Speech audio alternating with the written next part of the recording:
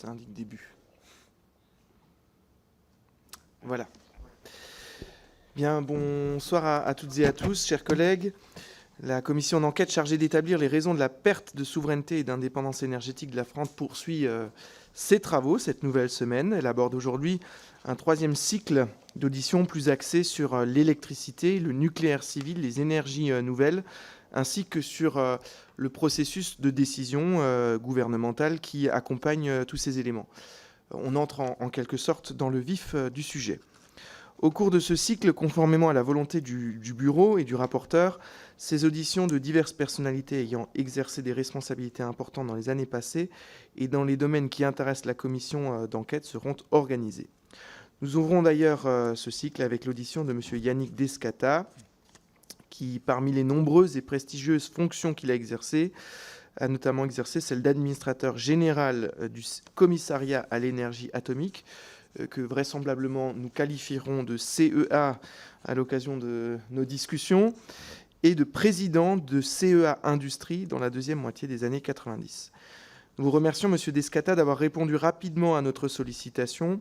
Pour des raisons sanitaires, cette audition est organisée en visioconférence, mais je ne doute pas que la distance physique qui nous sépare ne nuira pas à la qualité de nos échanges. Monsieur Descata, vous connaissez assez bien les assemblées parlementaires, puisque vous avez notamment fréquemment participé à des auditions organisées par leurs organes au titre des fonctions successives que vous avez assumées. J'ajoute à cette occasion que seules les activités civiles du CEA entrent dans l'objet des travaux de la présente commission d'enquête. Les fonctions que vous avez exercées au sein du CEA en qualité d'administrateur général vous ont ainsi, par exemple, conduit à éclairer le Parlement dans le cadre de la commission d'enquête sur Superphénix et les filières des réacteurs à neutrons rapides en 1998. 20 ans après, en 2018, vous avez d'ailleurs rendu un rapport à la demande des autorités publiques dont nous ne pouvons prendre connaissance, semble-t-il. Mais ce sera peut-être un des objets de nos échanges cet après-midi. En tant que responsable d'un organisme de recherche fondamentale et appliquée de renom, dont les financements ne sont pas toujours à la mesure des ambitions, vous avez certainement engagé des réformes actées vraisemblablement dans des documents stratégiques internes ou conventionnels avec l'État, prenant en compte le contexte d'alors et dessinant les évolutions alors souhaitées. Monsieur Descata, conformément à l'article 6 de l'ordonnance du 17 novembre 1958 relative aux assemblées parlementaires, vous devez prêter serment de dire la vérité, toute la vérité et rien que la vérité. Donc, avant de vous laisser la parole pour un propos introductif, je vous prie donc de bien vouloir lever la main droite et de dire « je le jure ». Alors, on a eu un petit souci avec le son. On a bien vu le mouvement. Voilà, je crois qu'on vous entend, ça y est. Donc, je le jure. Merci beaucoup. Alors, vous avez été destinataire d'un questionnaire préparé par le rapporteur. Je vous laisse la parole pour un propos introductif et puis nous aurons ensuite, avec le rapporteur et les membres de la commission qui nous rejoindront, des questions à vous poser. Merci beaucoup, Monsieur le Président. N'hésitez pas à me faire signe si le son venait à être difficile pour l'Assemblée. Donc, si je parle pas assez fort, dites-le moi, trop fort aussi, s'il vous plaît. L'image est très bonne et j'espère donc, comme vous l'avez dit, Monsieur le Président, que l'éloignement ne nuira pas à nos échanges. En guise d'introduction, j'aurais voulu faire deux remarques peut-être assez évidentes. La première, c'est que donc j'étais administrateur général du CEA entre 1995 et 1999, c'était il y a 25 ans. Beaucoup de choses ont changé depuis. Les circonstances ne sont plus du tout les mêmes. La société n'est plus du tout la même. Le monde n'est plus le même. Ceci signifie que, bon, on ne peut pas comparer directement, évidemment, la situation présente avec la situation de l'époque. Autre temps, autre mœurs, bien sûr. Et la deuxième chose, c'est que je voudrais m'attacher à parler uniquement des faits, des faits que je connais pour les avoir vécus. Et merci de m'avoir adressé des questions. Ça m'a permis de remobiliser des souvenirs qui sont très anciens. Donc, je fais au mieux de ma mémoire. Alors, Monsieur le Président, Donc, vous souhaitiez que je dise, d'une part, ce que me suggère l'objet de la commission d'enquête, et également que je vous fasse part des principaux points, des principaux éléments de la situation du CEA donc, dans cette période. Donc, nous étions dans les années 90. C'était la dernière phase du grand programme national d'infrastructures énergétiques qui avait été lancé dans les années 70. Je crois que tout le monde connaît ce choc pétrolier de 1973 et de la grande priorité stratégique qui a été à ce moment-là mise en place par le gouvernement français, qui était d'acquérir précisément la souveraineté et l'indépendance énergétique de la France. Ça a été le lancement donc, de ce grand programme électronucléaire français avec 6 tranches par an. N'est-ce pas, nous avons construit 6 tranches par an et après, c'est devenu 4 tranches par an. Et je me souviens très bien que lorsque donc le nucléaire devait représenter environ les 3/4 de notre production d'électricité, je me souviens dans les contacts que j'avais avec les homologues des différents pays, la question était souvent, mais la France a fait un très grand recours à l'énergie nucléaire. Pourquoi ? Et je me souviens que j'avais pris l'habitude de répondre, c'est quelques mots d'anglais, mais voilà, je répondais « no coal, no oil, no gas, no choice ».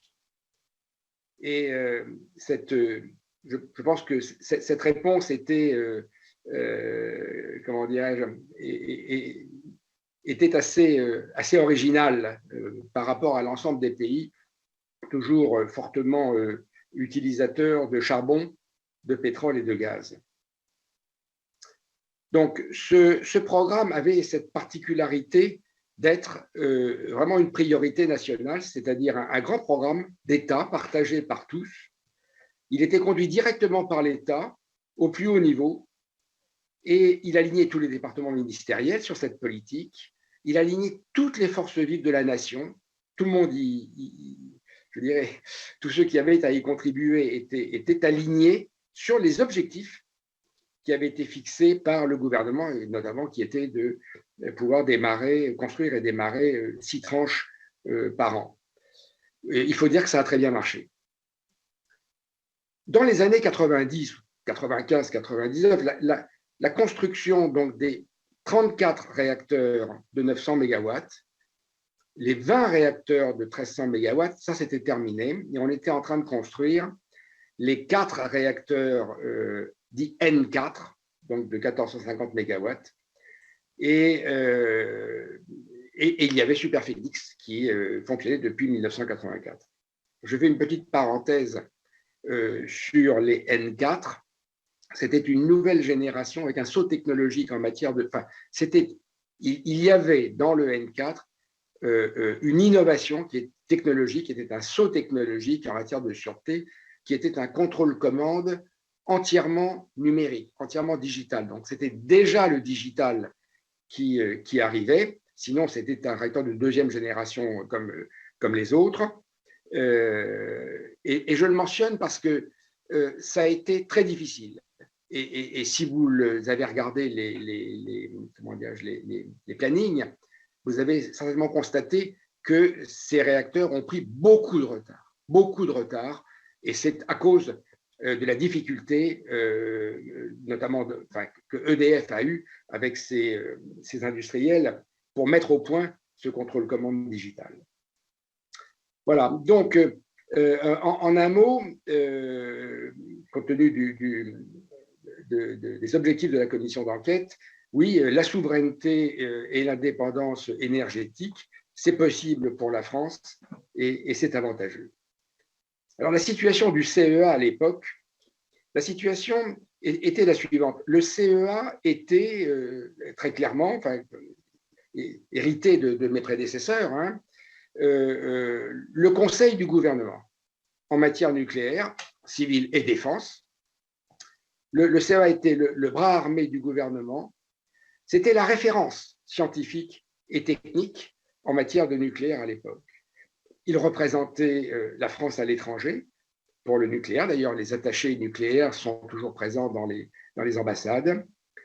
Et il était aussi, par sa filiale que vous avez mentionnée, CEA Industrie, le responsable et le garant de la filière industrielle. Donc CEA Industrie était une holding qui rassemblait donc les filiales du CEA.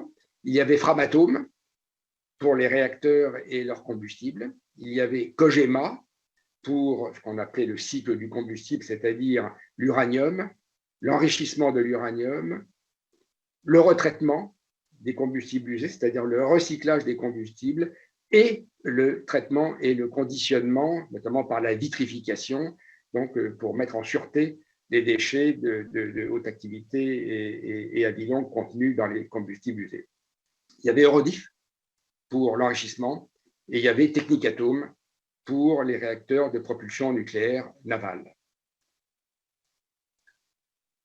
Ça, c'était donc dans CEA Industrie. Et quelques mots pour terminer. Le CEA, à l'époque, était très proche d'EDF. EDF faisait largement appel aux chercheurs du CEA et aux moyens de recherche du CEA. Ces moyens de recherche, c'était les réacteurs de recherche, c'était les labos chauds, ce qu'on appelle les labos chauds, ce sont les laboratoires qui permettent de travailler sur les matériaux radioactifs. Il y avait aussi toutes les boucles d'essai, moyens donc, expérimentaux en thermohydraulique, tous les moyens de calcul. Et je dirais cette proximité avec EDF a été très, très efficace. Voilà, Monsieur le Président, ce que je voulais dire en propos introductifs. Merci, Monsieur Descata. Au-delà des fonctions que vous avez exercées à la tête du CEA et de CEA Industrie, il semblerait que, au cours du quinquennat précédent, on vous ait sollicité pour émettre un rapport, un avis sur la situation de la filière nucléaire. Est-ce le cas? Qu'en est-il du rapport que vous avez pu commettre? Oui, c'est un rapport qui nous a été demandé donc, à M. Laurent Collet-Billon et moi-même. M. Laurent Collet-Billon donc, était l'ancien délégué général pour l'armement. Et il portait effectivement sur les évolutions possibles de l'industrie nucléaire civile, évidemment. Et donc, nous avons fait ce rapport donc ce rapport avait été demandé par le ministre de l'économie et des finances et le ministre de l'environnement. Je ne sais plus quelles étaient exactement les dénominations des départements ministériels. Et donc, nous avons remis ce rapport qui a été classifié confidentiel défense. Alors, est-ce que vous pourriez nous préciser la date à laquelle ce rapport vous a été commandé? Je peux essayer de rechercher. Comme il est confidentiel défense, je ne l'ai pas, parce que je n'ai pas les moyens chez moi d'assurer la sécurité d'un document classifié. Mais je peux essayer. Le travail a été fait. Le travail a été fait début 2018.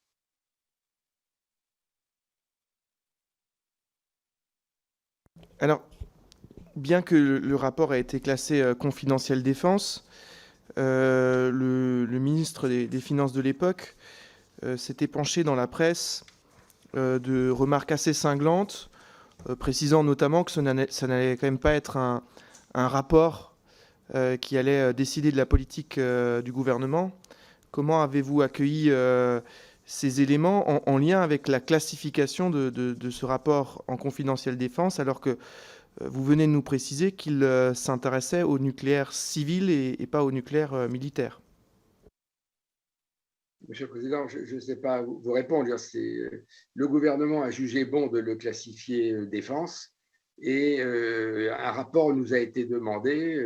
Moi, je suis à la retraite, j'étais à la retraite, et j'ai fait le rapport avec M. Collet-Billon qui nous a été demandé, avec d'ailleurs, nous n'étions pas que tous les deux, hein, il y avait plusieurs experts, je dirais, avec nous. Voilà, on nous a fait notre travail. J'aurais du coup une dernière question. Bien que ce rapport ait été classé secret défense, enfin confidentiel défense, euh, quelles sont les alertes sur la structuration de la filière nucléaire en restant suffisamment large pour ne pas rompre le secret défense que vous auriez pu émettre à cette époque-là au gouvernement quant à la situation de la filière, alerte qui finalement parfois trouve un peu de résonance aujourd'hui, mais que vous auriez peut-être déjà pu émettre dès 2018. Excusez-moi, monsieur, je suis vraiment navré, mais tout le début de votre propos a été inaudible pour moi, j'en suis désolé. Pas de souci, je répète.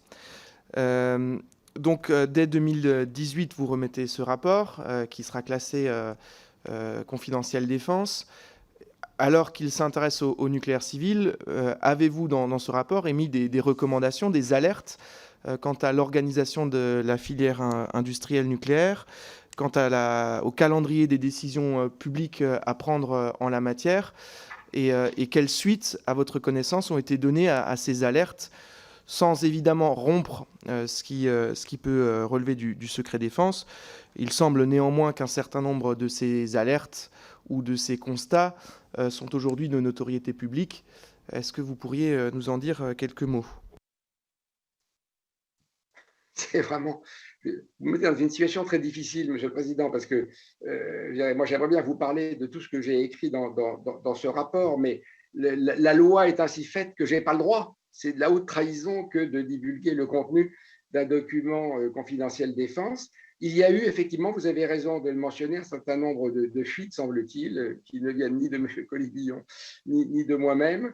Bon, qu'est-ce que je peux vous dire? Moi, je n'ai pas tellement envie de m'aventurer sur un terrain, encore une fois, qui me place dans l'illégalité. Oui, il y a eu une fuite, effectivement, dans la presse, donc peut-être que ça, je peux en parler, effectivement, alors, peut-être pour expliquer ce que je peux dire, c'est quelque chose qui est factuel et qui est peut-être en dehors du rapport, c'est que nous avons fait le constat qu'il y avait une désaffection des jeunes pour le nucléaire parce que à l'époque, ils ne voyaient pas d'avenir dans le nucléaire. Les jeunes se tournent évidemment vers l'avenir. Et ceci était préoccupant parce que, je dirais, les compétences disparaissaient. Un certain nombre de professionnels, de tous les métiers, d'ailleurs pas que les ingénieurs, allaient vers des industries plus rayonnantes comme la construction aéronautique ou les énergies renouvelables ou la construction automobile. Et donc, nous avons manifesté une inquiétude sur les pertes de compétences qui nous préoccupaient beaucoup. Et donc, ça, c'était une chose, mais c'est un fait de toute façon. C'est un fait, je veux dire, complètement objectif. Enfin, de l'époque, hein, on était donc début 2018. Et effectivement, nous avions dit que pour que le nucléaire ait un avenir, pour que les jeunes puissent se convaincre que le nucléaire avait un avenir et qu'il fallait se tourner vers cet avenir, il fallait construire. Avenir et faire du neuf, c'est la même chose. Voilà. Donc, nous avions dit cela. Et j'aimerais pas tellement, Monsieur le Président, je m'excuse de vous dire ça comme ça, mais je dirais, je ne devrais pas vous parler de ce rapport. J'en suis navré, c'est pas moi qui fais la loi, c'est pas moi qui l'ai classifié, et j'y suis tenu. Non, mais je comprends tout à fait, Monsieur Descata. Le ministre qui est à l'origine de ce classement en confidentiel défense s'est lui-même épanché dans la presse d'un certain nombre d'éléments contenus dans ce rapport.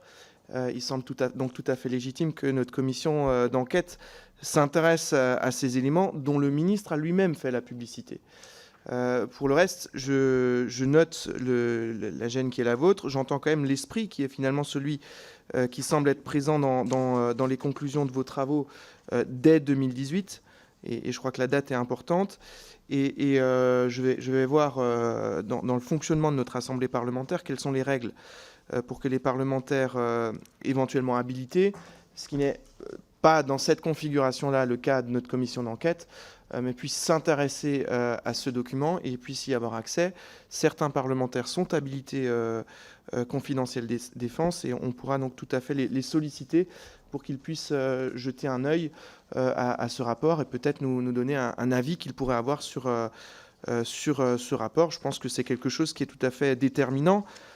On vous a commandé à l'époque, Monsieur Hulot et Monsieur le ministre des Finances, un rapport sur le nucléaire qui a été rendu en 2018. Ce n'est pas une date complètement innocente dans les questions que notre commission d'enquête est amenée à se poser. Bien, je vais laisser la parole à Monsieur le rapporteur.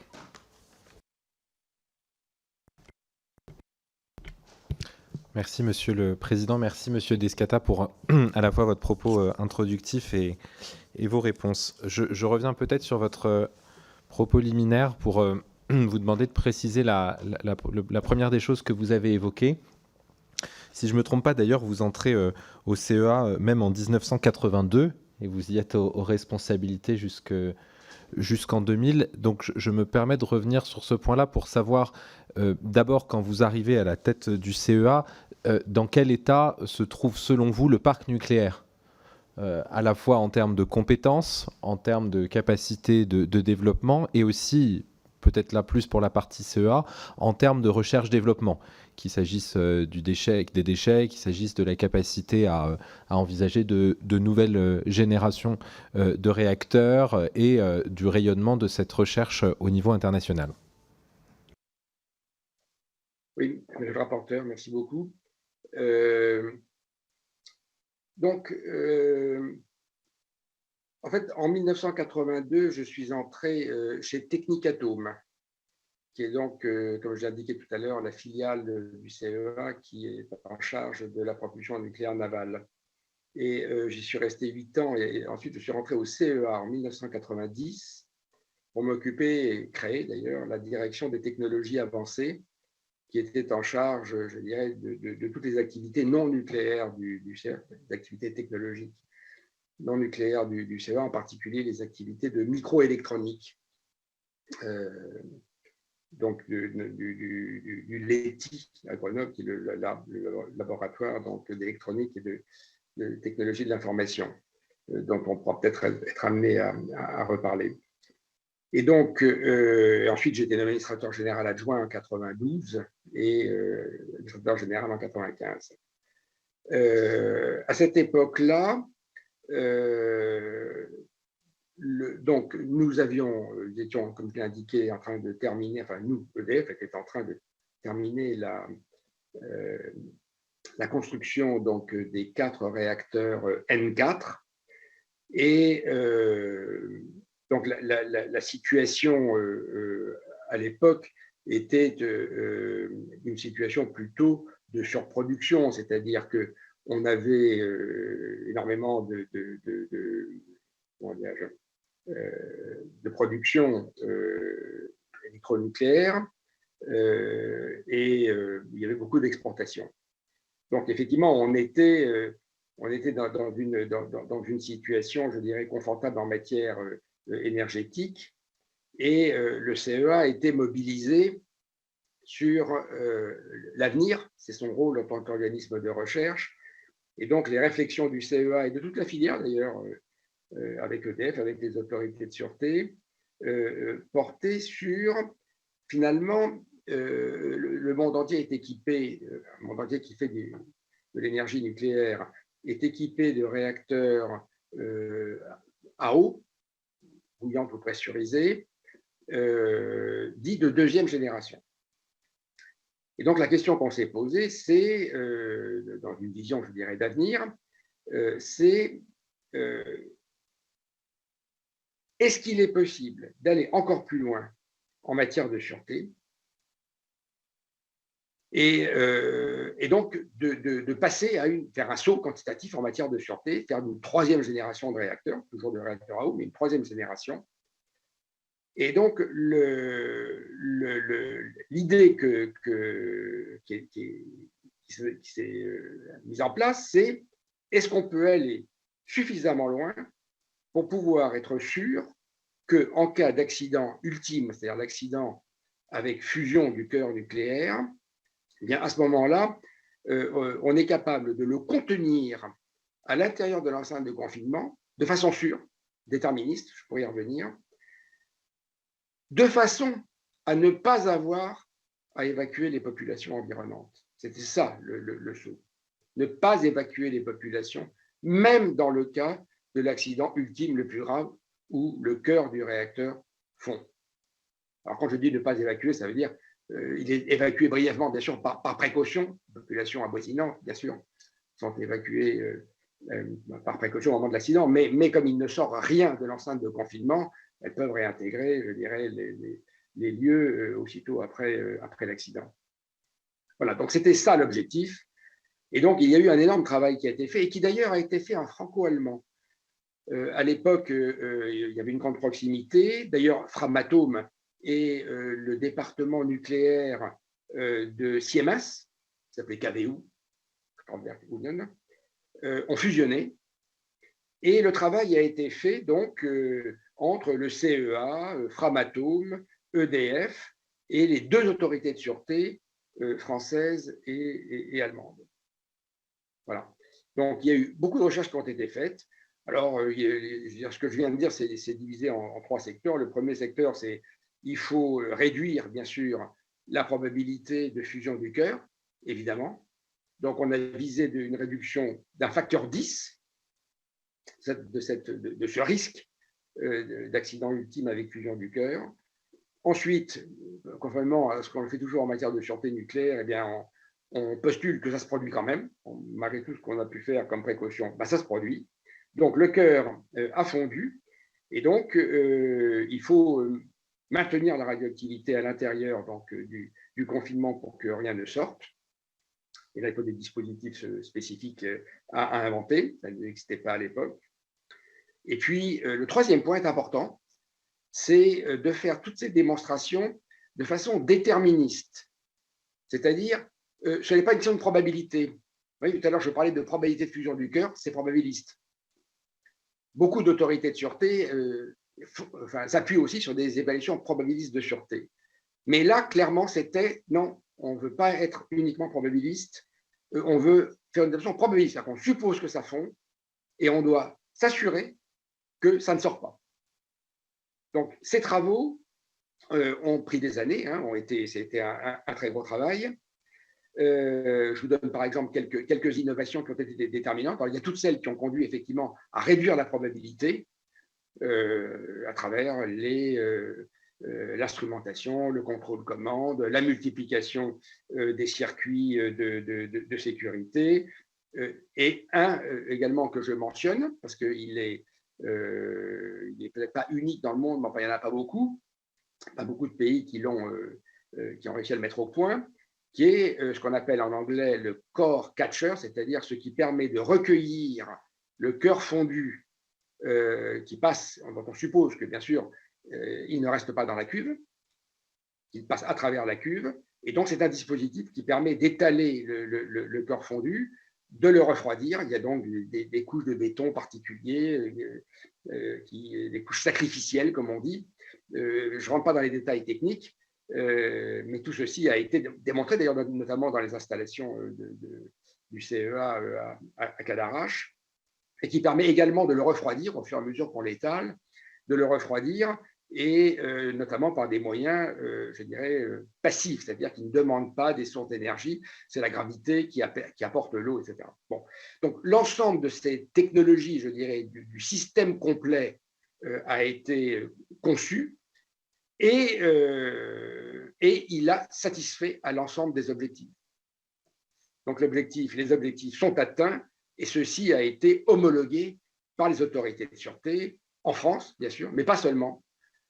Ça a été homologué par les autorités de sûreté en Angleterre, donc au Royaume-Uni, aux États-Unis, en Finlande et en Chine. Voilà, donc il y a 5 pays qui ont, je dirais, homologué donc, je dirais, les performances et les caractéristiques de ce réacteur. Donc, il y en a très peu dans le monde. Excusez-moi, monsieur Descata, je suis désolé, mais ma question portait sur l'état du parc nucléaire, selon vous, quand vous êtes arrivé aux responsabilités au milieu des années 90. Oui, mais comme je vous l'ai dit, on avait une très forte production, tout fonctionnait très bien, ces réacteurs étaient neufs pour la plus grande partie, et on était plutôt en surproduction. Je vous remercie. Pourtant, dès le début des années 90, certains rapports parlementaires, notamment au Sénat, s'inquiètent de l'effet falaise qu'il y aura et qu'on détecte depuis quelques années maintenant en termes de maintenance des installations nucléaires, étant donné la quantité du parc et puis la durée de vie des centrales et les visites attenantes. Vous, à la fois lorsque vous étiez aux responsabilités au CEA et ensuite entre 2000 et 2003, vous ne ressentez pas ce besoin actuel ou futur de maintenance sur ces réacteurs? Ce n'est pas une question qui se pose pour vous à l'époque? Le souvenir que j'en ai, c'est que la maintenance, clairement, a toujours été une priorité, une priorité du CEA pour ses propres installations nucléaires. Bon, et une priorité, je dirais, d'EDF, c'est une évidence, je pense, pour tous les industriels. La bonne maintenance est la seule garantie de bonne disponibilité de l'outil de production, et donc c'est de loin ce qui est le plus économique, c'est de la maintenance. Il n'y a qu'une chose, c'est que comme il y a beaucoup de réacteurs et que la France est un petit pays, il y avait un problème de dimensionnement de l'industrie pour être capable, donc de la filière industrielle, pour être capable effectivement d'avoir suffisamment de professionnels des différents métiers. Et d'ailleurs, ça a été travaillé en européen, c'est-à-dire que on ne s'est pas appuyé que sur l'industrie, je dirais, française, mais aussi très largement sur l'industrie européenne pour avoir suffisamment de professionnels, comment dire, non seulement formés, mais qualifiés. Parce que pour travailler dans le nucléaire, il faut passer des qualifications, je dirais, spécifiques, notamment pour les travaux sous irradiation. Donc oui, c'était une préoccupation. C'était donc, comment dire, les dirigeants s'en occupaient pour avoir les moyens en permanence. Effectivement, la crainte qu'on puisse, mettons, à certains moments, s'il y avait des pics de travaux, ne pas trouver, je dirais, les industriels disponibles à ce moment-là et donc d'avoir des risques sur la disponibilité, etc., était effectivement identifié. C'était un problème de politique industrielle avec, je dirais, la supply, si vous permettez l'expression en anglais, la supply chain. Ce n'était pas l'état du parc, à ma connaissance, qui posait problème, c'était d'avoir suffisamment de supply chain. Est-ce que cette inquiétude a été manifestée à l'époque auprès du gouvernement? Et si oui, quelle a été la réaction du gouvernement de l'époque? Je pense que ce sont des sujets qui sont traités au niveau, notamment du conseil d'administration d'EDF, je suppose, et auquel participent évidemment les représentants de l'État. Oui, je pense que le problème est connu et qu'il faut comment dirais-je, avoir une industrie suffisamment nombreuse, formée et disponible au niveau européen. Pardonnez-moi, je me permets d'insister parce que vous avez été administrateur, vous avez été président du conseil d'administration du CEA, enfin administrateur général du CEA, puis ensuite pendant 3 ans directeur général délégué industrie d'EDF, puis membre du comité exécutif d'EDF. Je me permets d'insister. Est-ce que, à votre connaissance, vous directement ou indirectement, vous avez eu des échanges sur cette question de la maintenance, de la supply chain et de tout ce que ça importe, de tout ce que ça implique en termes de qualité et de sécurité du parc, enfin de sûreté du parc, pardon. La question de la supply chain, c'était de nature, je dirais, à créer des retards. La maintenance devait être faite. Il n'était pas question de ne pas la faire. Donc, si effectivement on ne trouvait pas, au moment où on avait besoin, l'industriel disponible, on prenait du retard. il ne s'agissait pas de ne pas faire la maintenance. Donc, c'était pas lié au niveau, je dirais, de qualité, je dirais, des matériels. EDF n'a jamais mis en service ou n'a jamais démarré une installation, je dirais, si la maintenance n'avait pas été faite avec la qualité requise. Les problèmes pouvaient venir effectivement de création de retard. Ce problème, c'est un problème industriel, excusez-moi, mais banal, dont tout le monde parle. C'était le métier de travail de tous les jours, le métier de l'ensemble du management d'EDF en charge. C'est précisément ma question, en fait. C'est-à-dire qu'en tant que responsable chez EDF et avant au CEA, je comprends qu'il s'agit d'un problème industriel et d'un problème de débouchés et de sous-traitants. Pour autant, étant donné le caractère stratégique et sensible de l'industrie nucléaire, on peut imaginer que les responsables de haut niveau d'EDF se posaient la question, anticipaient à plus de 1 ou 2 ans et ne parlaient pas uniquement des installations qui venaient d'être mises en service, mais de ce qui allait se passer dans les 10 ou 20 prochaines années. Donc du coup, je repose ma question. Quels étaient l'état des discussions au sein d'EDF et au CEA lorsque vous y étiez? Et deuxièmement, vous en êtes-vous ouvert avec les membres du gouvernement de l'époque?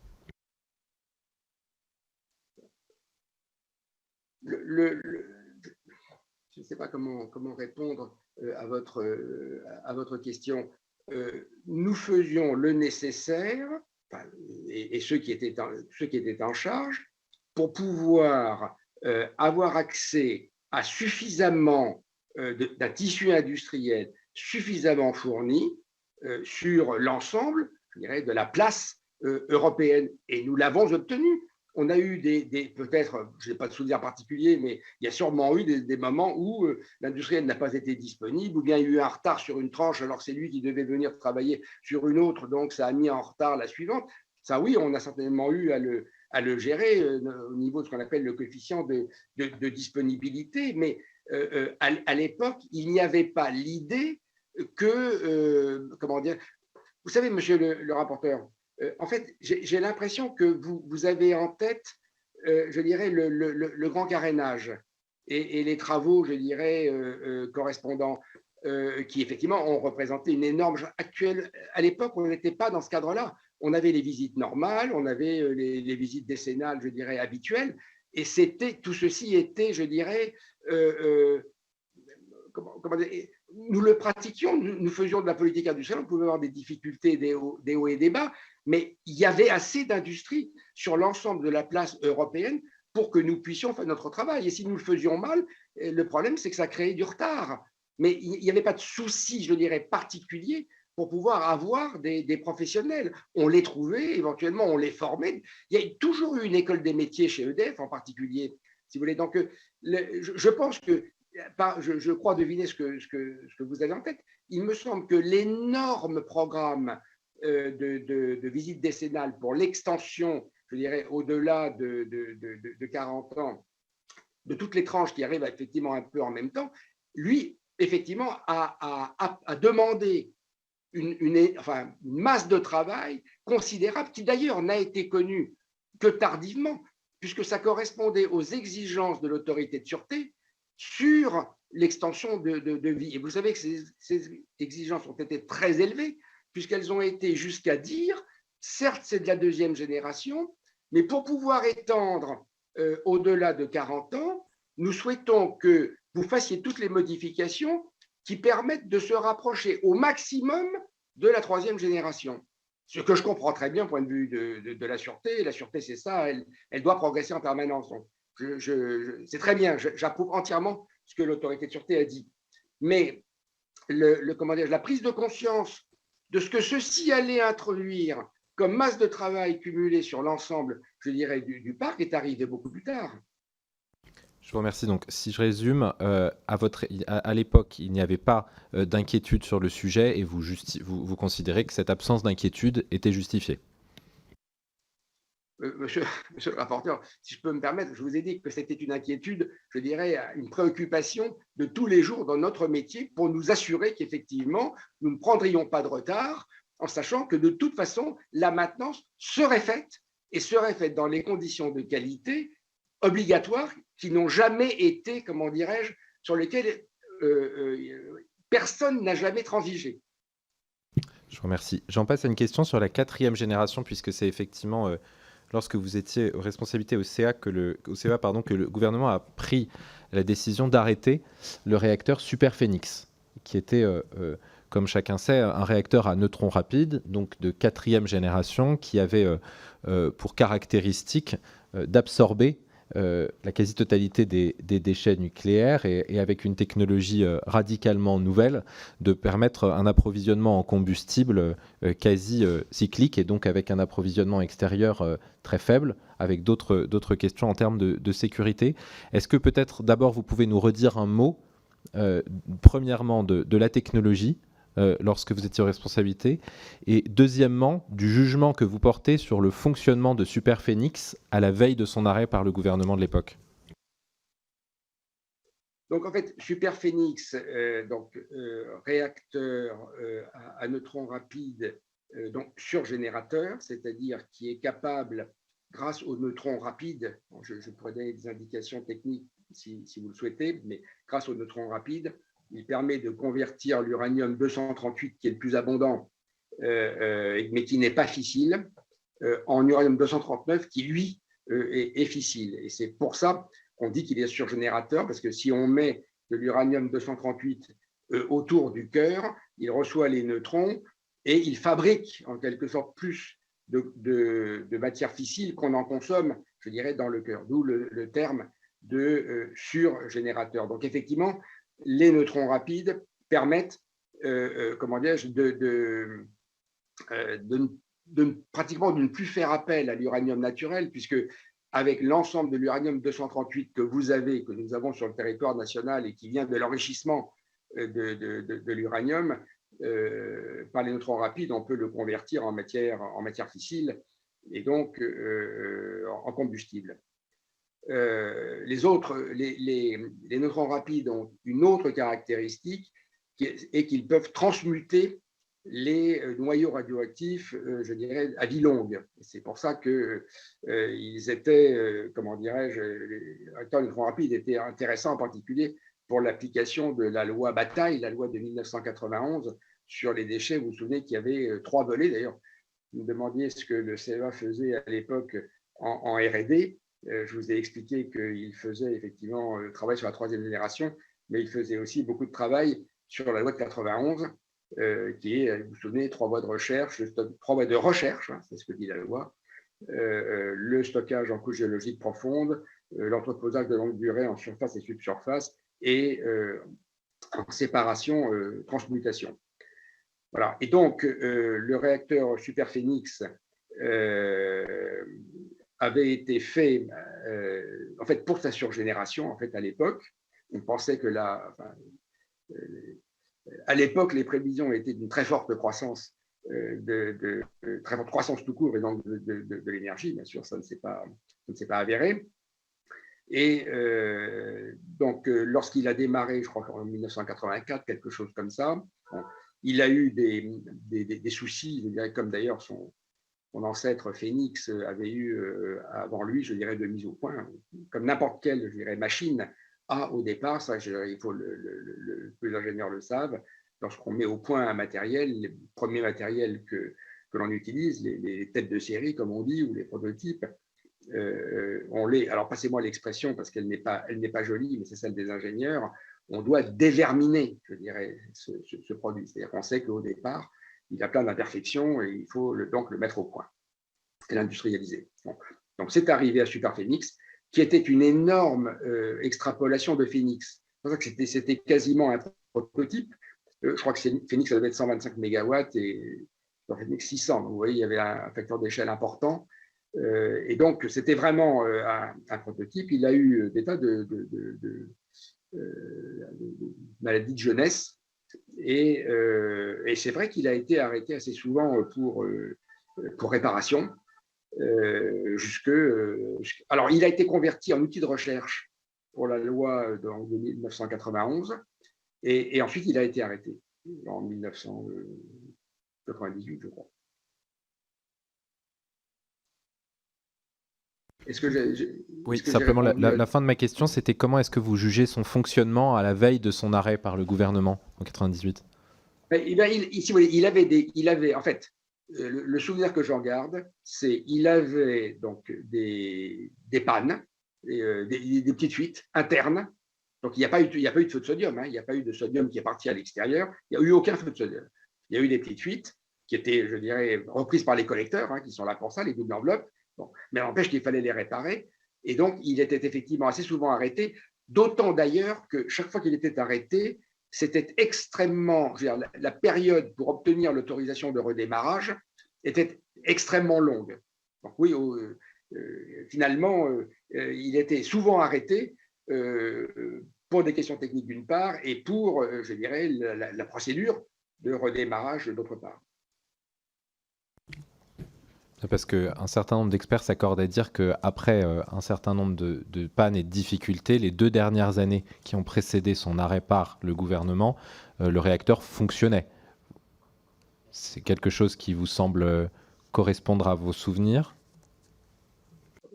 Honnêtement, Superphénix n'était pas sous la responsabilité du CEA. Hein. Donc, nous, nous avons apporté notre expertise en matière de neutrons rapides. Mais, honnêtement, monsieur le rapporteur, je n'ai pas le souvenir exact du planning de fonctionnement de Superphénix à l'époque. Je vous pose cette question parce que à la fois la ministre de l'Environnement de l'époque, Dominique Voynet, et encore récemment le Premier ministre de l'époque, Lionel Jospin, ont dit, je cite, notamment Lionel Jospin dans un récent papier pour Le Point, que le réacteur Superphénix avait été arrêté, je cite, pour des éléments fonctionnels et financiers, et que, je cite encore, la réussite technique du projet était fortement compromise et sa rentabilité nullement assumée. Est-ce que vous vous inscrivez en faux contre ces propos ? Là, monsieur le rapporteur, comment dire, c'est à l'exploitant qu'il faut demander ça. Moi, je n'étais pas l'exploitant de Superphénix. Je ne peux vraiment pas vous dire ni sur la rentabilité, ni. Je n'ai même pas en tête le planning précis. Je n'exploitais pas Superphénix. Je ne sais pas. Je ne sais pas.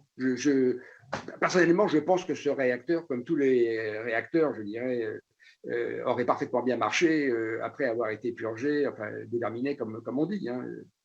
Je ne pense pas. Il n'avait pas de tare qui l'empêchait de fonctionner à ma connaissance. Je comprends votre réponse. Je pose la question autrement. Vous arrivez en 2000 en tant que directeur général délégué industrie d'EDF, qui, sauf erreur, est l'exploitant de Superphénix, qui est arrêté à ce moment-là. J'imagine que vous avez des discussions avec vos équipes industrielles ou avec le comité exécutif d'EDF sur le sujet.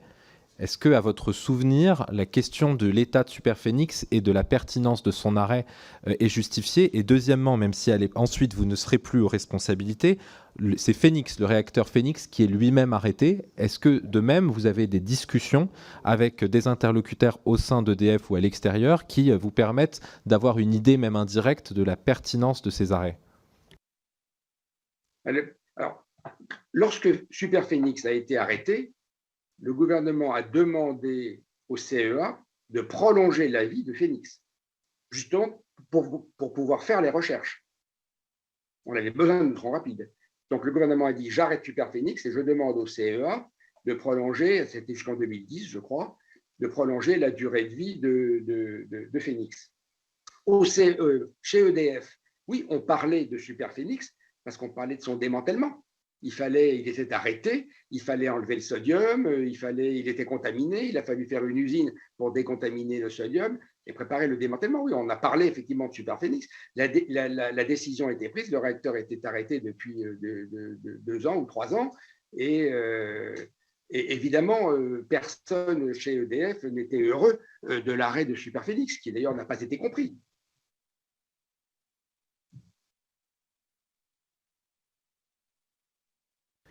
Une dernière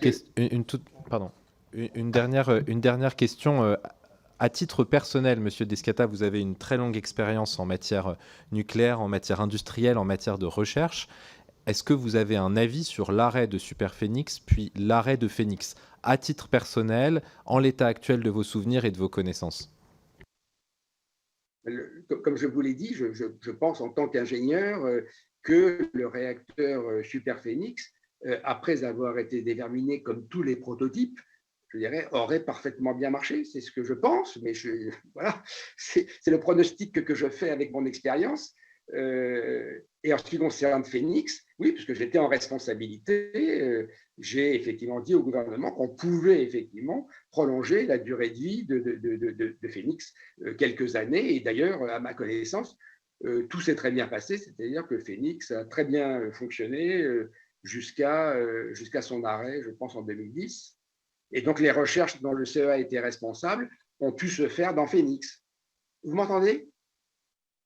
On vous entend, hein, Vous m'avez monsieur entendu? Descata. Ouais. Excusez-moi, j'ai l'impression que vous m'aviez perdu. Non, non.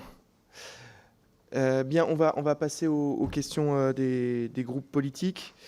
Pour le groupe Renaissance, je vous en prie. Bonjour monsieur, merci monsieur le président, monsieur le rapporteur. Effectivement, moi je viens du territoire proche de Superphénix puisque je suis députée de l'Isère et effectivement on a un peu le sentiment qu'il y a une réécriture de l'histoire de Superphénix qui a lieu après la bataille avec effectivement un ressenti des experts de l'époque qui disaient que Superphénix c'était quand même finalement une expérience assez sans aller jusqu'à dire dangereuse, mais en tout cas après coup, on s'est dit que c'était pas le bon modèle et qu'il y avait quand même un certain nombre de fragilités dans le système et que c'était pas le modèle à reproduire. Donc finalement, une expérimentation à échelle 1 un peu hasardeuse, donc à se poser la question si l'argent à ce moment-là avait été bien employé. Et effectivement, deuxième question, mais qui du coup est moins liée au sujet nucléaire. Donc je ne sais pas si dans l'organisation des débats, Monsieur le Président, si vous voulez qu'on la pose tout de suite ou si on revient sur les autres sujets après. Mais moi, j'avais une question sur le lien entre les organismes de recherche, sur le lien entre le CEA et l'INES.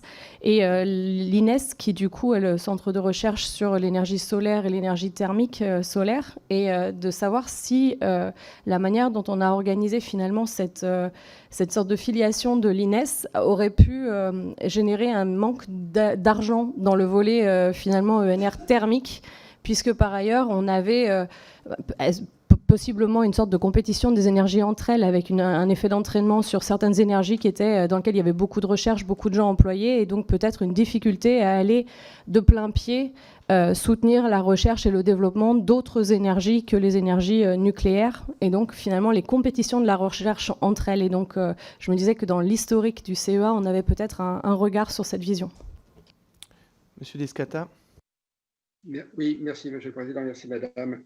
Sur Superphénix, comme je vous l'ai dit, moi encore une fois, je vois encore une fois, le CEA n'a pas participé à la construction de Superphénix. Le CEA a une expérience, une expertise en matière de réacteurs à neutrons rapides. Et de ce point de vue-là, comme je l'ai dit tout à l'heure, je pense que vous l'avez noté, le CEA était utilisé, et ça c'est bien, et c'est très bien, utiliser les compétences du CEA, ses moyens de recherche, ses chercheurs étaient utilisés par EDF pour ses propres besoins. Ce que je peux dire en tant qu'ingénieur, c'est que le passage de Phénix de 125 MW à 600 MW a été une extrapolation dont le coefficient, effectivement, n'est pas habituel. En général, on ne fait pas un tel saut, je dirais, quand on fait progresser une filière. Vous voyez bien le 900 MW, le 1300 MW, le 1450 MW, le 1600 MW. Bon, on progresse, mais là, c'était un saut qui historiquement venait finalement d'une erreur d'évaluation de ce qu'allait être la croissance dans le monde, et on a voulu aller plus vite, et donc on est passé à 600 MW. Aujourd'hui, il y a des réacteurs à neutrons rapides de 800 MW dans le monde qui fonctionnent. Bon. Je ne sais pas quoi vous dire de plus sur Superphénix. Voilà. Je vous donne mes souvenirs et mon avis d'ingénieur. Sur le deuxième point, moi, je ne connais pas très bien l'INES. Je ne suis pas sûr que ça existait quand j'étais au CEA. Et en tout état de cause, moi je me souviens très bien, quand j'étais administrateur général du CEA, on avait des activités sur, comment dirais-je, c'était l'ADEME, pour apporter les compétences du CEA, en particulier pour tout ce qui est économie d'énergie, thermique de l'habitat, oui, le thermique solaire.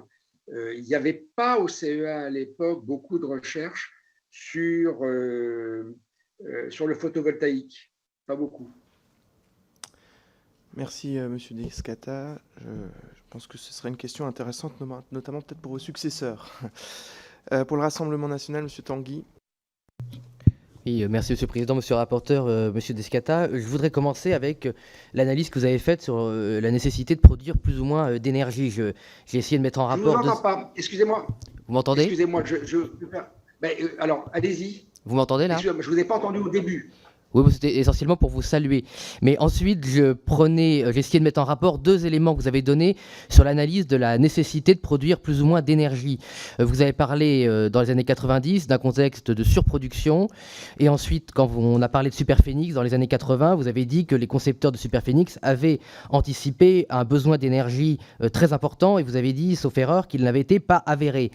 Moi, je me pose la question. C'est ce qu'en fait, là, dans les années 90, c'est au contraire là où les planificateurs, les décideurs n'ont pas manqué de discernement. On pensait qu'on aurait besoin de moins d'énergie, alors que déjà vous saviez très bien qu'il faudrait un jour remplacer le pétrole, qu'il faudrait remplacer le gaz, qu'à l'échelle mondiale, c'est pas que la France a consommé moins d'énergie, c'est qu'elle a transféré une partie de sa production dans des pays tiers, mais en importation, si on prend les importations, la France a sans cesse consommé plus d'énergie. Donc c'est difficile quand même de croire qu'aujourd'hui, on pouvait planifier d'avoir besoin de moins d'énergie. On ne comprend pas aujourd'hui à quel moment des planificateurs ont pu croire que les sociétés occidentales et la société française allaient avoir besoin de moins d'énergie. Par ailleurs, le qualificatif de surproduction est quand même très subjectif, parce que le fait qu'une puissance comme la France puisse exporter de l'énergie, c'est pas une surproduction. Dans ce cas, ça veut dire que l'Allemagne est en surproduction, que la Chine est en surproduction de son industrie. Non, pouvoir exporter de l'énergie, c'est plutôt bien. Donc le qualifier de surproduction, c'est pour moi déjà une erreur d'anticipation. Ensuite, vous dites que vous avez planifié, alors j'ai essayé de comprendre les questions de monsieur le rapporteur, enfin les réponses que vous avez apportées à monsieur le rapporteur, mais vous répondez sans cesse que la stratégie d'approvisionnement de supply chain a été faite au niveau européen. Mais sauf erreur, monsieur Descata, il n'y a pas de programme nucléaire européen. Il y avait un programme nucléaire français qui devait être souverain. Donc à quel moment des responsables français qui sont responsables du programme nucléaire français planifient une industrie au niveau européen? Je fais le lien avec ce que vous avez dit sur le programme franco-allemand. Vous avez qualifié le programme franco-allemand de recherche nucléaire comme un succès. Je vous rappelle que le partenariat franco-allemand a amené non seulement à la dissolution de ce partenariat, oui. Excusez-moi, votre dernière phrase, je ne l'ai pas entendue. Juste la dernière, le reste, j'ai très bien entendu. Sur le partenariat franco-allemand, vous avez parlé... Franco-allemand, quand vous parlez de l'Allemagne. Oui, l'Allemagne, franco-allemand. Vous avez parlé d'un succès. Je vous rappelle, sauf erreur, que ce partenariat a abouti d'une part à la dissolution de ce partenariat, à la condamnation par un tribunal arbitral de Siemens à une amende de 650 millions d'euros pour ne pas avoir rempli ses obligations contractuelles et d'avoir fricoté avec les Russes dans le dos de Siemens. Et par ailleurs, peut-on concevoir l'EPR, première version, l'EPR finlandais et l'EPR de Flamanville comme un succès? Je n'en suis pas sûr. Ensuite, si vous voulez, on essaie de comprendre, il y a une période visiblement de transition dans les années 90 ou 2000 où un certain nombre de décisions ont été soit mal prises ou pas prises. Est-ce que vous pourriez nous éclairer sur le conflit, visiblement, entre la direction d'EDF d'une part, la direction d'Alstom d'autre part, et la direction d'Areva en troisième part, si je puis dire, qui visiblement a produit à des conflits de personnes et qui ont pris des décisions industrielles contraires à l'intérêt national et en tout cas contraires à la convergence des choix technologiques et industriels qui avaient amené la force du programme que vous avez décrit en introduction dans les années 70 et 80 sur le succès du plan Mesmer. Enfin, pareil, je ne comprends pas, quand vous parlez des décisions des années 90 à 2000, vous ne gérez pas une usine de machines à laver. Vous saviez déjà qu'il y aurait un effet falaise par définition. Si vous avez fait un programme monumental de MESPER, vous saviez très bien qu'il y aurait un jour un effet falaise si les réacteurs n'étaient pas remplacés. Donc c'est pas en lançant un pauvre réacteur à Flamanville en 2007 et même s'il y avait eu Penly en 2012 qu'on prévoyait l'effet falaise. Donc je ne comprends pas, surtout que ça suppose en fait d'avoir déjà anticipé le grand carénage et d'avoir même anticipé la prolongation des centrales à 40, 50, 60 ans. Sinon il y a un effet falaise. Donc je ne comprends pas. Les années 90 et 2000 sont critiques dans les prises de ces décisions. Qu'est-ce qu'il y a des décisions politiques ou industrielles qui ont été prises? Sincèrement, je n'arrive pas à le comprendre avec les éléments que vous nous avez donnés. Vous avez parlé de Superphénix, certes, mais il y avait quand même l'anticipation d'Astrid. Est-ce que oui ou non, quand vous y étiez, entre Phénix d'une part prolongé, Superphénix arrêté, est-ce que vous y avez déjà un projet d'Astrid qui, de mémoire, est lancé plus tard par Jacques Chirac? Est-ce que c'était en cours? Est-ce qu'on a perdu du temps? Et un autre domaine qui est peu évoqué dans le nucléaire, où on a sans doute perdu du temps du point de vue du CEA, c'est le réacteur Osiris. Et là, je crois que c'est au moment où vous y étiez, Osiris était un réacteur vieillissant. Le réacteur qui devait prendre sa suite a eu des retards monumentaux. Pareil dans ce domaine-là, quelles ont été les décisions qui fait qu'aujourd'hui, sauf erreur, Osiris est arrêté et la France ne dispose pas de son successeur? Je vous remercie. Merci, Monsieur Tanguy. Monsieur Descata, pour ces, du coup, 6 questions. Oui. Merci beaucoup. J'ai noté à la volée. Alors, en 1990, les besoins d'énergie, quand je vous dis qu'il y avait surproduction, c'est ce qui était dit à l'époque. Simplement, d'ailleurs, je crois que la production d'électricité nucléaire était de 80%, et donc le surplus était 80% de la totalité de l'énergie produite, et donc une partie importante était exportée, et effectivement, à mon avis, c'est très bien. Hein, je pense que c'est tout à fait parfait que la...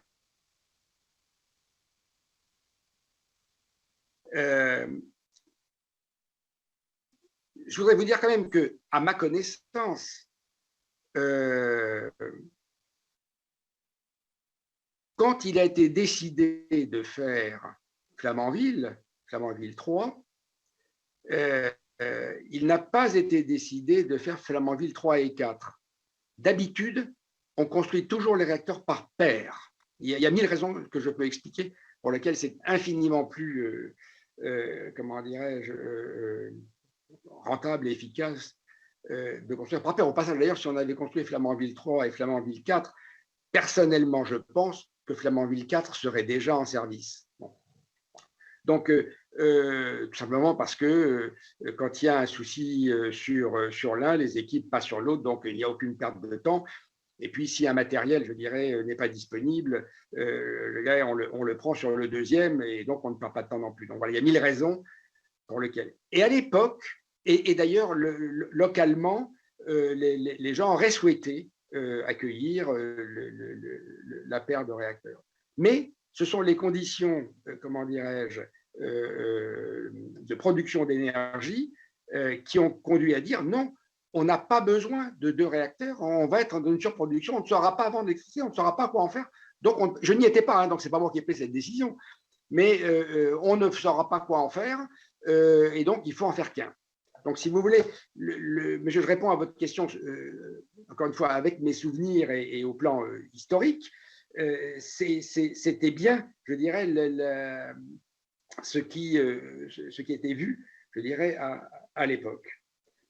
Ensuite, sur la supply chain, je m'a fait comprendre quand je disais au niveau européen, c'est-à-dire sur la place européenne, ce n'était pas une politique européenne, hein, bruxelloise, hein, c'était simplement le fait que toute l'industrie européenne travaille ensemble. Et d'ailleurs, si vous allez voir les différents participants de la supply chain, je dirais d'EDF, vous verrez des tas de sociétés de tous les pays européens. Y compris d'ailleurs à Flamanville. C'est tout à fait normal, c'est très simple, c'est des caractéristiques, je dirais, de l'Union européenne. Donc c'est ça que je voulais dire. Et ensuite, sur l'EPR, bon, j'ai entendu ce que vous avez dit sur la relation franco-allemande, c'est exact. Quand j'ai dit que c'était un succès, alors ça, il faut que je m'arrête 2 secondes là-dessus, c'est un sujet sensible. Ce que je dis, c'est que la conception de l'EPR est un succès, c'est-à-dire que c'est pratiquement le seul réacteur troisième génération aujourd'hui. Le réacteur AP1000, qui est le réacteur américain dit troisième génération, n'est pas de troisième génération, sauf qu'il n'est pas déterministe. La démonstration a été faite de façon probabiliste, ce qui convient aux autorités de sûreté, je dirais, américaines, qui ne convient pas aux autorités de sûreté françaises, qui veut une démonstration déterministe. Ce que l'AP1000 américain ne peut pas faire. Ne peut pas faire, parce qu'il n'a pas ce fameux dispositif dont je vous parlais tout à l'heure, notamment, même s'il a plus de sûreté passive, je dirais par ailleurs. Donc, il ne serait pas autorisable en France, à ce que j'ai compris. Bon. Donc oui, l'EPR est un des seuls réacteurs à avoir réussi à atteindre le niveau de la troisième génération de par sa conception. Ensuite, effectivement, sa construction à Flamanville a été effectivement très difficile pour plusieurs raisons qui sont connues, donc je ne m'étends pas, mais je suis tout à fait prêt à le développer devant vous si vous le souhaitez. Moi, j'en vois à peu près 3 raisons. Une raison massive et des facteurs aggravants. La raison massive, c'est qu'on a arrêté de construire des centrales nucléaires pendant plus de 10 ans, que pendant cette durée-là, le métier de maîtrise d'un très grand chantier comme celui, je dirais, de construction d'un réacteur nucléaire a été perdu. Parce que ce métier de maîtrise d'un aussi grand chantier, c'est un métier qui est difficile, qui est, je dirais, peu répandu. On ne trouve pas beaucoup de gens qui ont ce métier-là. C'est un métier qui ne s'acquiert que par la pratique et par l'expérience. Et en l'occurrence, là, il a été perdu par manque de pratique. Voilà. Et donc, cette maîtrise insuffisante du chantier provoque évidemment des retards, des reprises. Et tout le monde le sait, les surcoûts essentiels viennent de l'allongement du planning. Hein, comme on dit dans la profession, un chantier qui dure, c'est un chantier qui coûte. Voilà. Et donc, il y a eu des retards considérables et donc des surcoûts considérables. Un facteur aggravant a été que, je vous ai dit tout à l'heure combien la conception de l'EPR a été travaillée et ciselée, parce que c'était très difficile, ce n'était pas gagné d'avance qu'on y arrive. Je rappelle qu'encore une fois, à ma connaissance, c'est un des seuls, je sais que le chinois ne l'est pas, je sais que l'américain ne l'est pas, est-ce que le russe l'est? Je ne sais pas, je ne le connais pas, donc je ne peux pas dire, mais c'est en tout cas un des seuls, peut-être le seul réacteur de troisième génération qui existe, je dirais, déterministe, j'insiste, qui existe, je dirais, au monde. Donc ça a été effectivement un succès, mais du coup, ce qui à l'époque paraissait comme ancillaire, parce que ça paraissait simple, qui est de s'occuper du béton, d'avoir ce qu'on appelle la constructibilité, c'est quelque chose qui est facile à construire sur la logistique, sur les emménagements, sur la coordination des corps de métier, etc. Tout ça, ça a été, je dirais, renvoyé à plus tard. Ça a été insuffisamment travaillé. Et lorsqu'effectivement le Flamanville 3 a été construit, ces difficultés de construction qui n'ont pas été éliminées, des porte-à-faux sur les murs qui consistent à mettre du béton partout, etc., ce qui est compliqué, ce qui ensuite crée d'autres problèmes induits. Je pourrais vous en citer beaucoup. Il suffit d'aller à Flamanville en écoutant les équipes. Je dirais, ces difficultés-là ont de nouveau fait perdre du temps et conduit à faire des reprises. Et c'est beaucoup lié au béton et aux emménagements et au soudage. Voilà. Bon, donc, facteur aggravant, coût et délai. Il y a un troisième facteur aggravant, induit par ce qui précède, qui est que beaucoup de matériel mécanique et électrique ont été installés sur le site au début, parce que c'était le moment. Après, il y a eu tous ces retards. Et donc, ils sont restés installés sur le site très longtemps et ils ont vieilli sur le site.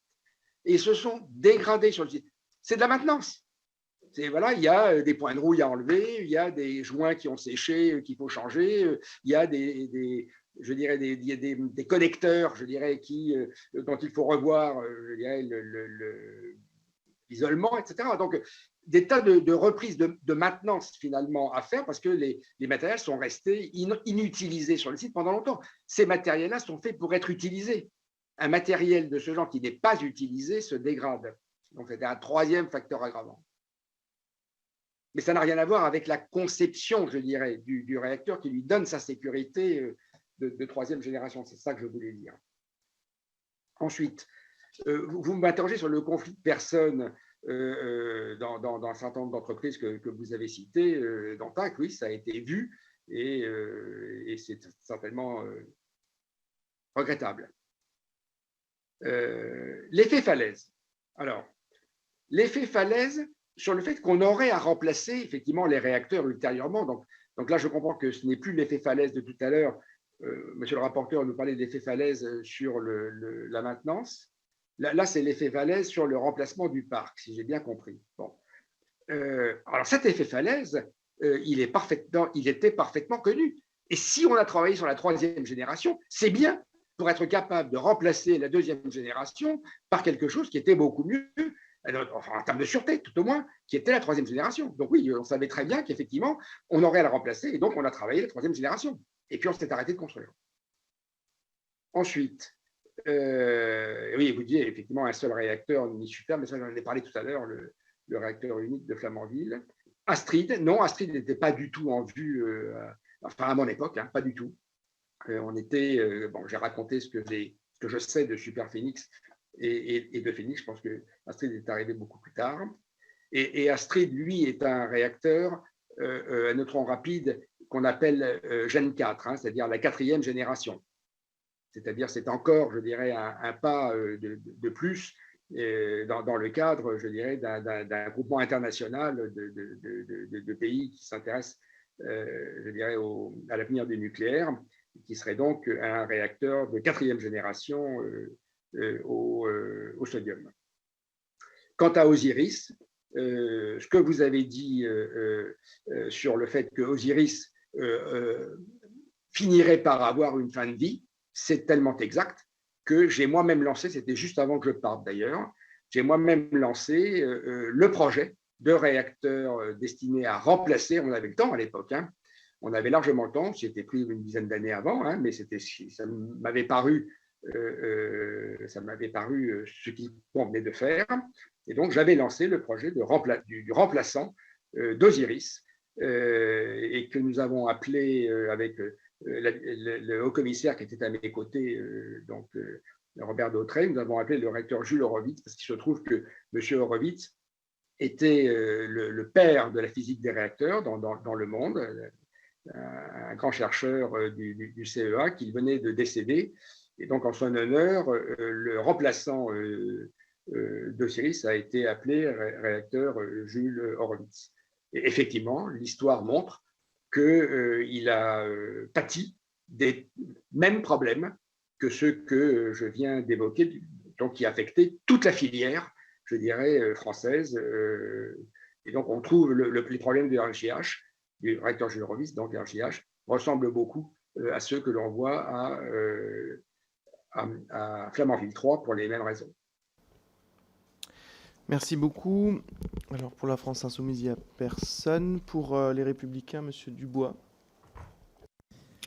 Oui, Monsieur Escala, je vais faire appel à votre mémoire récente. En 2018, vous transmettez au ministre Nicolas Hulot et au ministre Bruno Le Maire de relancer immédiatement la construction de 6 EPR pour redonner des moyens industriels à la filière nucléaire. Qu'est-ce qu'on vous apporte comme réponse à ce rapport? Et comment vous pouvez expliquer pourquoi le président Emmanuel Macron attend 2022 pour changer de position et donc relancer quelque chose? Merci de votre réponse. Monsieur Descata. Alors, puisque c'est vous qui avez donné une information, monsieur le député, je vais de ce rapport, hein, donc je vais la compléter. En fait, ce que nous avons expliqué avec mes collègues, c'est que si on voulait relancer la construction de réacteurs, ce qui nous paraissait nécessaire pour, comment dirais-je, réintéresser à la filière nucléaire et à l'avenir les gens qui partaient, et notamment les jeunes qui se détournaient du nucléaire, il fallait effectivement faire un palier. il fallait faire un palier parce que la construction de un réacteur, je me suis exprimé tout à l'heure sur la construction de un réacteur, je pense que ça ne colle pas. Bon, il faut construire un palier. J'ai aussi essayé d'évoquer rapidement pourquoi un palier était comment dirais-je, bien plus efficace. Et là, l'idée, si vous... on était précisément sur la voie du renouvellement du parc, c'est-à-dire d'arrêter les réacteurs anciens le moment venu, de les remplacer par ces réacteurs de troisième génération. Et il fallait que ce soit économique.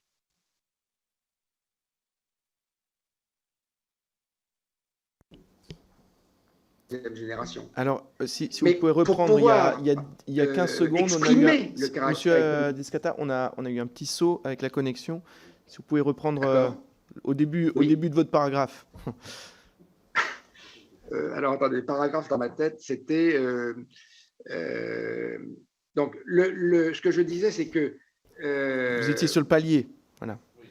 Oui, c'est ça. Je dis que pour nous voulions faire passer l'idée que pour pouvoir à la fois donner de la visibilité à la filière, reconquérir les professionnels pour qu'ils ne quittent pas la filière ou qu'ils y reviennent, pour que les jeunes se tournent vers la filière, il fallait annoncer un palier. Annoncer un réacteur n'est pas significatif, je dirais, de l'avenir d'une filière. Donc, il fallait annoncer un palier. L'autre raison était économique. Je disais, le nucléaire a le potentiel d'être économique, très économique et compétitif.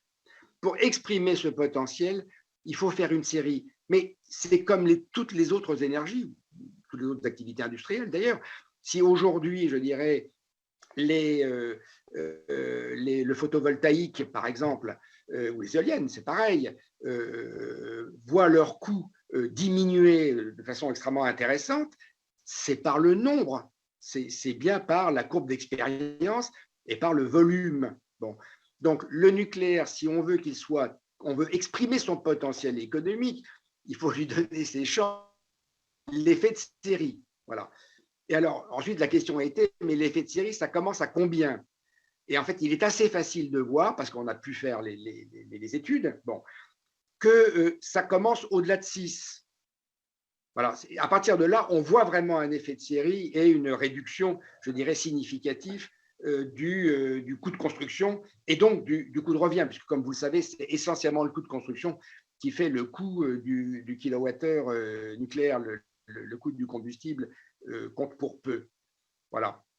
Donc, c'est la raison pour laquelle, effectivement, nous avions proposé, effectivement, de faire ces trois tranches, je dirais, à minima et plus, effectivement, dans la perspective du renouvellement du parc, c'est évidemment beaucoup plus, comme le montre d'ailleurs le rapport du RTE. Hein. Je n'y reviens pas, vous le connaissez, le rapport du RTE qui donne le panorama en 2050, on voit bien, je dirais, le nombre de tranches qu'il faut pour remplacer les réacteurs, sachant que les réacteurs de deuxième génération peuvent certainement aller au-delà de 40 ans. Je crois que c'est une réponse que je n'ai pas faite à M. Tanguy, mais je peux la faire maintenant.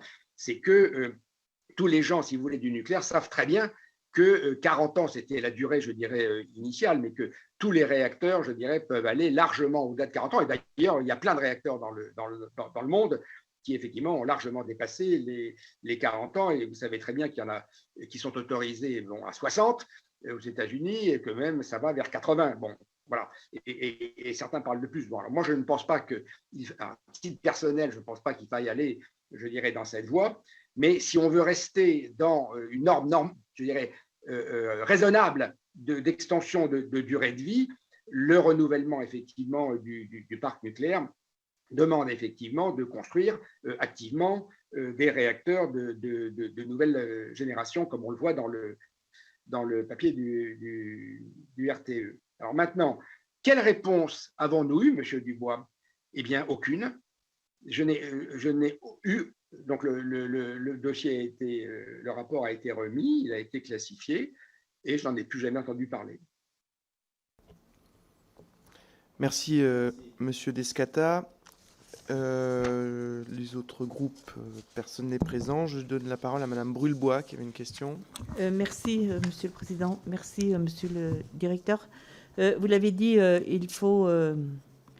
nous avons été 10 ans sans construire de centrale, donc nous avons perdu une culture nucléaire et surtout la motivation des jeunes. Je me souviens il y a 30 ans de la motivation et de la passion de nos jeunes pour s'engager dans la voie du nucléaire. Alors, on avait pour projet de construire une université des métiers du nucléaire. Est-ce que vous la connaissez? Est-ce qu'à votre avis, nous formons suffisamment à tous les niveaux de réalisation d'une centrale? Et vous l'avez rappelé, en août 2018, le CEA annonçait l'abandon d'Astrid, un réacteur de 4e génération, qui est capable de consommer les produits issus du recyclage des combustibles usés. Et c'est un projet qui s'inscrivait dans la ligne de Phoenix et de Superphénix, arrêté en 1999, en même temps d'ailleurs que le projet du Grand Canal Rhône-Rhin dans ma circonscription. Donc cet arrêt d'Astrid ne remet-elle pas en cause la stratégie et la capacité française de traitement des combustibles usagés? Et dans ce cas, la France ne risque-t-elle pas de se trouver déclassée dans le domaine du nucléaire civil, là où d'autres, comme la Russie et la Chine, avancent à pas de géant et investissent dans la recherche et le développement? Merci, madame. Alors, sur l'université des métiers du nucléaire, non, en fait, je sais qu'elle existe, évidemment. Hein, je sais que beaucoup de gens s'en occupent, et des gens très qualifiés, très compétents. C'est fait partie du plan Excel, à ma connaissance, d'EDF, qui a bien perçu, je dirais, ce besoin. Qui est effectivement lié à la désaffection que l'on a connue, désaffection pour le nucléaire. Est-ce que c'est assez? Je n'ai pas les informations, madame, je ne le connais pas, mais je suppose que ce problème a été suffisamment identifié, suffisamment, comment dirais-je, mûri, parce qu'il est, comment dirais-je, il est assez évident. Hein.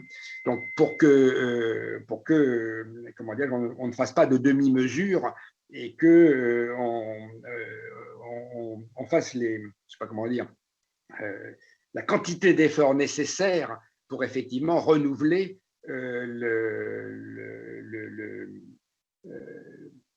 la pépinière et renouveler, je dirais, le réservoir, je dirais, des compétences dont on aura besoin, parce que bon, les départs en retraite en plus continuent, si vous voulez, donc il y a non seulement à rattraper le retard, mais aussi à remplacer ceux qui partent.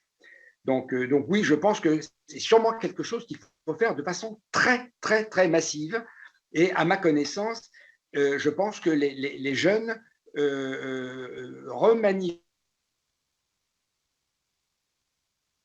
Nous avions indiqué dans notre rapport, où l'on voyait la façon dont les promotions, par exemple, à l'Institut des techniques et sciences nucléaires, l'INSTN, l'Institut national des sciences et techniques nucléaires, qui est l'endroit où de formation du CEA, la désaffection à travers, je dirais, à la fois, je dirais, les candidats, hein, où les écoles d'ingénieurs de catégorie A, il n'y avait pratiquement plus de candidats qui venaient à l'INSTN, et puis au génie atomique en particulier, et puis le nombre de candidats baissait aussi. Donc je dirais, les indicateurs, ils étaient quantifiés, on savait les mesurer, on le voyait. Il semble que la tendance puisse commencer à s'inverser.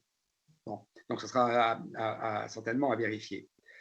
Et en ce qui concerne ensuite Astrid, donc le sujet, si vous voulez, de génération 4, c'est exactement comme ce que j'ai dit tout à l'heure sur génération 3, donc c'était il y a 25 ans.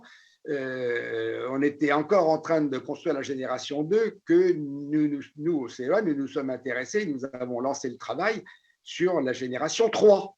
Et effectivement, je pense qu'il faut aussi maintenant lancer le travail sur la génération 4, qui, comment dirais-je, aura sa place.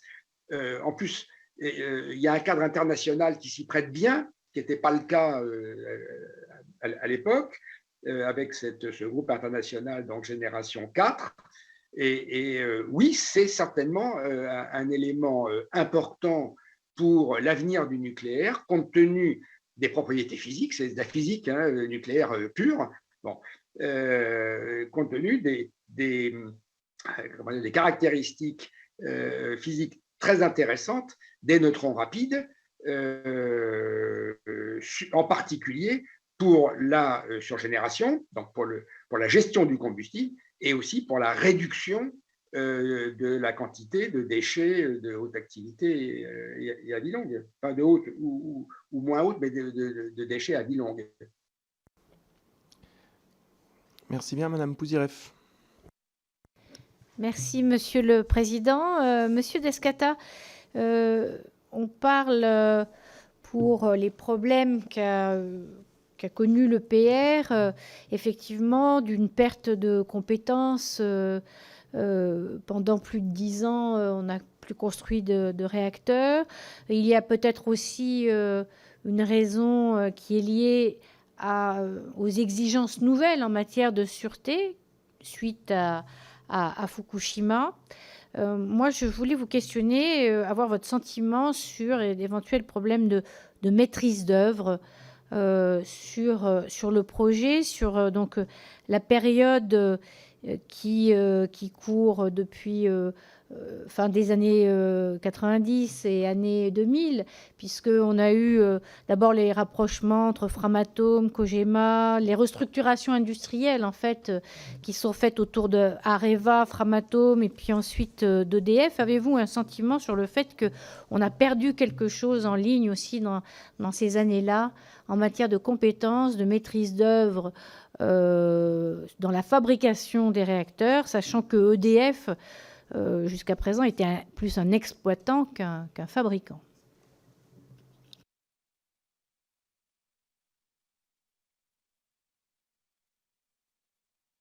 Oui. Alors, sur les exigences nouvelles en matière de sûreté, donc, en fait, la troisième génération, elle a été, je l'ai dit plusieurs fois, donc je ne vais pas m'y attarder, vous faire perdre du temps. La troisième génération a été inventée pour faire un saut vraiment quantique, un saut important en matière de sûreté nucléaire. Donc, ça correspondait véritablement à la sûreté. Alors ensuite, sur les exigences en matière de sûreté, si vous voulez, je crois que nous avons une autorité de sûreté qui est réputée, je dirais, pour ses exigences et comment dirais-je, ses compétences. Bon. Donc, ça, c'est très important. Il ne peut pas y avoir de nucléaire sans avoir une autorité de sûreté forte et compétente. Et donc, c'est normal que l'autorité de sûreté soit exigeante. Vous savez, on applique ce principe de sûreté qui est qu'on doit utiliser le meilleur des connaissances disponibles. Donc voilà, c'est ça qui fait que la barre, si je puis dire, de la sûreté ne cesse d'augmenter. Et c'est bien, parce que c'est consubstantiel, je dirais, du nucléaire et de son avenir. Effectivement, à la suite de Fukushima, il y a eu des réévaluations de sûreté qui ont été faites et il y a eu des tas de dispositions qui ont été, qui permettent de donner de la résilience aux centrales qui ont été, je dirais, demandées par les autorités de sûreté et qui sont en cours d'implémentation, à ma connaissance, chez EDF. Donc, moi, je trouve ça tout à fait positif. Les demandes faites par l'autorité de sûreté, je vous dis, sont en cours d'implémentation. Sur la restructuration de la filière, c'est vrai que EDF est un exploitant, comme vous l'avez dit, mais quelque part, tout à l'heure, je ne sais pas si vous vous souvenez, j'ai dit que je pense qu'un des facteurs clés de succès de la construction du parc à l'époque, ça a été l'alignement de tous les acteurs, vraiment depuis le plus haut niveau de l'État jusqu'à tous les professionnels des entreprises, l'alignement sur les objectifs, je dirais, du programme. Je pense que tout ce qui va dans le sens, je dirais, déjà d'aligner la filière. Tout à l'heure, on parlait de problèmes de personnes, des alignements évidents. Bon, tout ce qui déjà fait que la filière s'aligne elle-même, c'est son travail de le faire, donc de s'aligner sur un chef de file, je pense que ça va dans le bon sens. Je pense que c'est important à un moment où on se prépare, si ceci est confirmé, à reconstruire des réacteurs en série. Bon. Donc, les restructurations qui ont été faites vont dans le sens de cet alignement de la filière, et je pense qu'il faut continuer dans cette voie. Ce n'est pas encore complètement, je pense, acquis. Voilà. Puis après, il y aura l'alignement de tout le monde avec la politique du gouvernement, d'ailleurs, avec le nouvelle délégation interministérielle qui a été créée, qui justement a pour but de veiller à cet alignement de l'ensemble des, si j'ai bien compris, des textes que j'ai lus dans le journal officiel, bon, sur la politique nucléaire du gouvernement. Bien, est-ce que... oui, alors je ne l'ai pas dit, excusez-moi, Monsieur le Président. Évidemment, c'est sous-entendu, je ne l'ai pas dit, mais je précise, c'est que effectivement, c'est logique d'aligner. Quand on dit qu'on aligne la filière, il faut qu'il y ait un chef de file pour veiller à l'alignement. Bon. Et ça me paraît bien que ce chef de file, ça soit EDF. Merci. Est-ce que des membres ont encore une question à poser ? Si ce n'est pas le cas, Monsieur Descata, je vous remercie d'avoir répondu à l'invitation de notre commission d'enquête. Je retiens beaucoup de choses de votre audition. D'abord, la place de la volonté politique au plus haut niveau de l'État pour mener à bien un programme aussi ambitieux que le programme électronucléaire français. Et avec les échanges que nous avons eus aujourd'hui et le regard au long cours sur votre carrière et l'histoire électronucléaire française, et des échanges aujourd'hui, je m'interroge sur notamment les raisons qui ont conduit au classement confidentiel défense de votre dernière contribution finalement à la réflexion stratégique sur ce sujet-là, et je ne manquerai pas de saisir la délégation parlementaire au renseignement pour que nous puissions évaluer les façons dont nous pourrions accéder à vos travaux qui éclaireront là aussi nos propres travaux sur la meilleure façon de reconstruire un processus décisionnel à même de réarmer la France en matière de souveraineté énergétique. Je vous remercie et je donne rendez-vous aux membres de la commission d'enquête à 20h pour l'audition de M. Bréchet. Très bien. Merci, Monsieur le Président. Merci, Mesdames et Messieurs les députés de votre écoute. Et donc, je suis bien sûr à votre disposition. Merci. Merci de votre attention. Au revoir, Mesdames et Messieurs.